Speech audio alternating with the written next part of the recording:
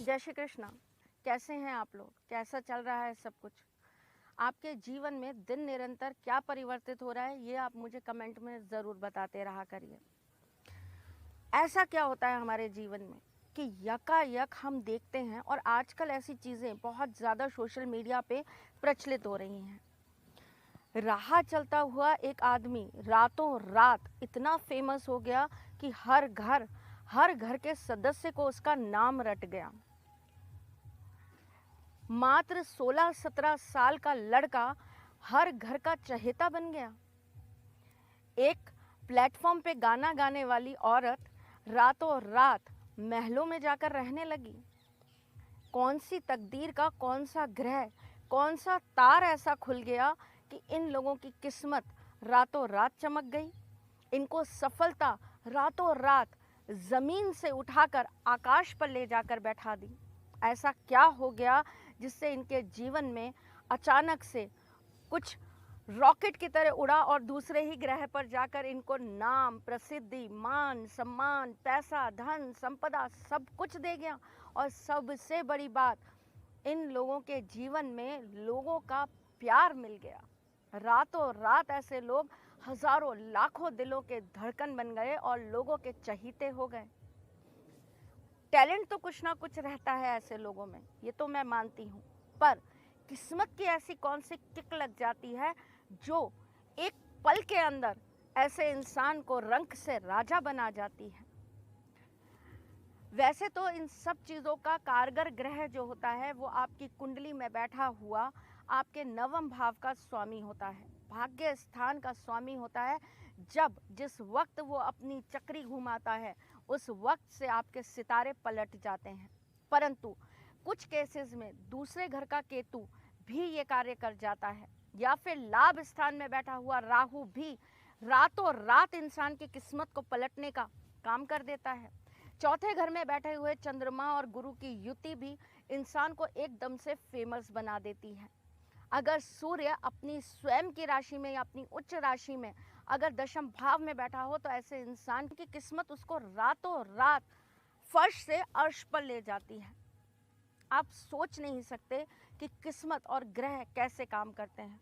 यहाँ तो बोलना पड़ेगा ना कि केवल कर्म काम नहीं आते, भाग्य भी ज़रूरी होता है। चलिए, आज मैं आपको कुछ ऐसे अचूक उपाय बताने वाली हूँ जिससे आपके जीवन में भी सफलता के रास्ते खुल जाए। और पता नहीं कौन सी रात आप ये सोचकर सोएं कि जीवन में सब कुछ खत्म हो गया और अगली सुबह आपके लिए कुछ बहुत बड़ा, कुछ बहुत विशाल इंतज़ार कर रहा हो। तो चलिए, आपको क्या करना है बता देती हूँ। अगर आपको निरंतर रूप से असफलता मिल रही है तो आपको अपने घर से निकलने से पहले 5 काली मिर्च अपने घर के मुख्य द्वार पर रख लेनी चाहिए और उसके ऊपर उसको जोर से उसके ऊपर पैर रख के, ताकि वो मसल जाए, इस तरीके से पैर रखते हुए आपको घर के बाहर निकलना चाहिए। अपने घर के पीछे जो लोग घर में हों उनको बोल दीजिए कि वो उसको उठा के घर के बाहर फेंक दें। ऐसा करने से आपका भाग्य खुलता है और आपको सफलता ज़रूर मिलती है। अगर आपके बहुत परिश्रम हो, बहुत प्रयासों के बाद भी आपकी किस्मत आपको किक नहीं दे रही है, तो सबसे पहले तो अपनी कुंडली में ये पता करिए कि कौन से समय में, कौन से वर्ष में आपकी कुंडली खुलने वाली है, क्योंकि आपके नवम भाव का स्वामी ये दिखाता है कि कौन सा वर्ष आपकी कुंडली के अंदर आपके भाग्य उदय का समय लेकर आएगा।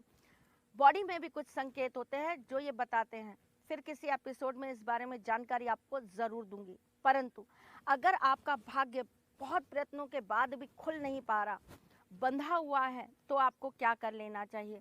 आपको जटामशी लेनी चाहिए। जटामशी को लेकर आप घर से जब निकलें तो उसको अपने साथ लेकर जाएं और गिनकर 4 कदम, जैसे ही आप अपने घर से 4 कदम आगे निकलें उसको मसल कर डालना चालू कर दें, रास्ते में डालते हुए चले जाएं। ये काम 11 दिन निरंतर करिए, देखिएगा जीवन में परिवर्तन ज़रूर आएगा।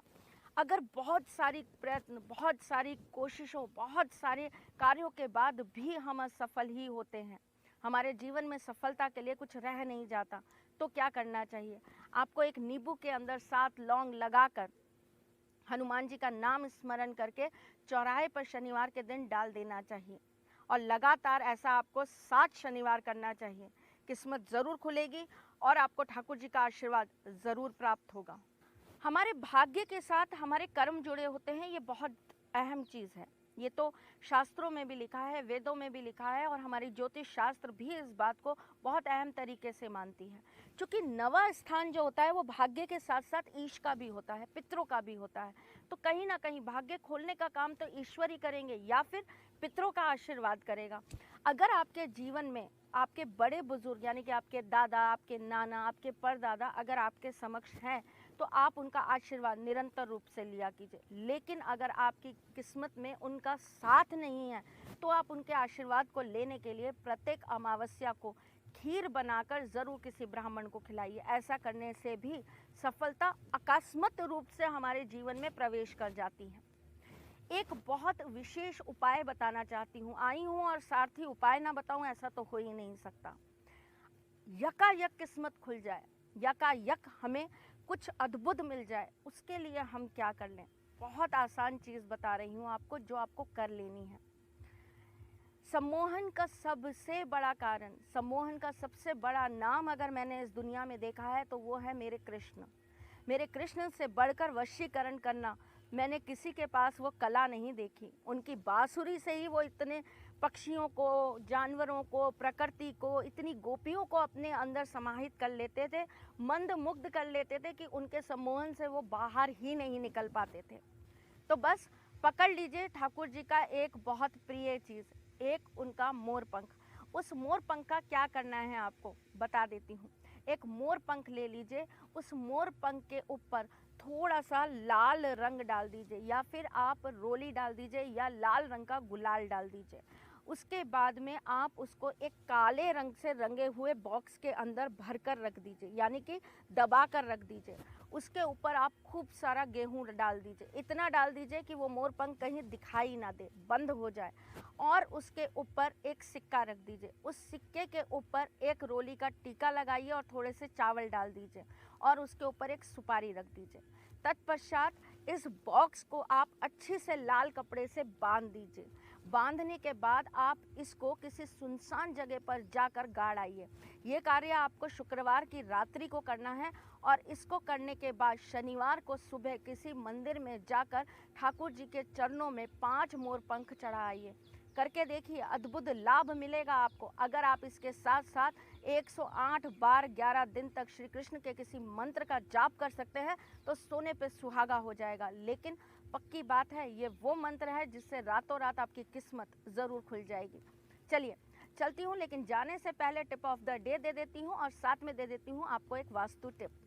आज का टिप ऑफ द डे ये है कि आपको अगर घर से निकलने के बाद कोई पीछे से आवाज़ लगाए तो आपको मुड़कर कभी नहीं देखना चाहिए। आप सीधे खड़े होकर वहीं से बोलिए कि हाँ बताइए क्या बात है, और उनको बोलिए कि आप सामने आ जाओ और बोलो कि आपको क्या कहना है। कभी भी पीठ पीछे आपको मुड़कर किसी काम पर जाते समय नहीं देखना चाहिए, इससे बनता हुआ कार्य रुक जाता है। आज की वास्तु टिप, अगर आपके घर का नॉर्थ खराब है तो आपको क्या कर लेना चाहिए। बहुत आसान उपाय बता रही हूँ जो आपको करना है। चलिए आज के लिए बस इतना ही। आपको अगर अच्छा लगे तो मेरे चैनल को लाइक, सब्सक्राइब और शेयर ज़रूर कर लीजिएगा। आप अपने कमेंट्स में ये ज़रूर बताइएगा कि कैसे हैं आप और आपका परिवार कैसा है, और साथ साथ में ये भी बताइएगा कि आप और किन नए टॉपिक्स पर मुझसे बात करना चाहते हैं। मैं जल्द आऊँगी, तब तक ख्याल रखिएगा अपना। फिर मिलेंगे बहुत जल्द, तब तक के लिए जय श्री कृष्ण।